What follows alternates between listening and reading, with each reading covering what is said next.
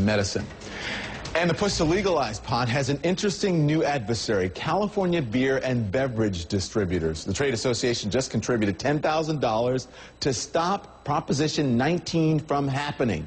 Proposition 19 would make smoking and possessing marijuana legal under California state law. Voters will decide in November, on November 2nd, to pass it or not to pass it.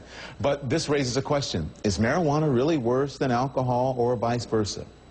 What's going on? So let's talk about it with Roger Salazar. He's from the Public Safety First. That is a group that received the $10 grand from the California beverage and beer distributors. The distributors declined our invitation to come on the program. We also have with us Mason Tavert from Safer Alternatives for Enjoyable Recreation, part of the coalition to pass Prop 19. Thanks, both of you gentlemen, for joining us tonight here on CNN. So, Mason, when you heard about this beer group's contribution, what was your reaction?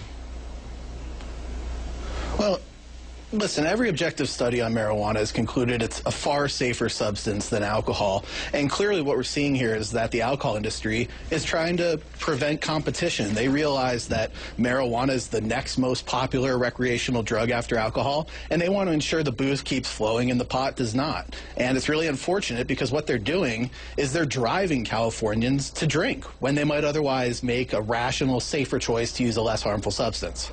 Okay, so Roger, why did California beer and beverage distributors give Public Safety First $10,000? Did members tell you?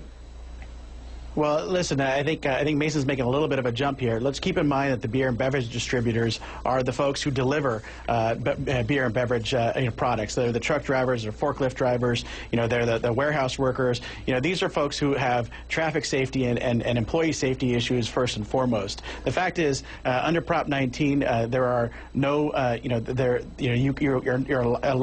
you're not allowed to smoke marijuana while you're driving, but there's nothing that says you can't smoke marijuana right before you get behind the wheel. So that's a safety concern. And there are also concerns from the employer side about testing. Under this initiative, it creates a protected class for marijuana smokers and basically says that you cannot test for marijuana or fire a worker unless you can prove actual job impairment. So those are some new legal thresholds that employers would have to meet. Aren't those the same rules as alcohol? I don't see anything different that you said about alcohol. No, because what you do under Prop 19 is the Prop 19 says that you cannot discriminate against people who are participating in or who are using this product under this new law. So it basically creates an extra protection for marijuana users, which doesn't exist for alcohol users. I think here's the thing, once a law goes into effect, if Californians vote and say yes to marijuana, being able to use marijuana legally, then some sort of standard would have to be put in place like alcohol for when you're doing breathalyzer or what have you. So what's the difference? So I don't understand. It seems like that the point is moot because it hasn't happened yet.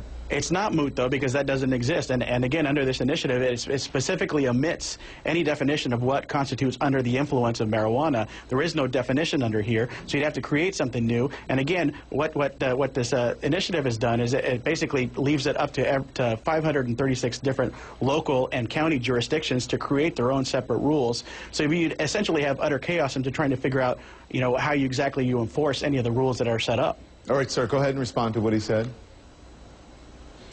Well, yeah, I mean, we got to, with all due respect to this gentleman, he is a political consultant being paid by the booze industry to protect their turf. And, I respect the fact that he's involved in this fight, but, this group is calling itself Public Safety First. Why on earth would they prefer to keep alcohol as the only legal drug in the mix here? And with regard, Don, I think you make a great point.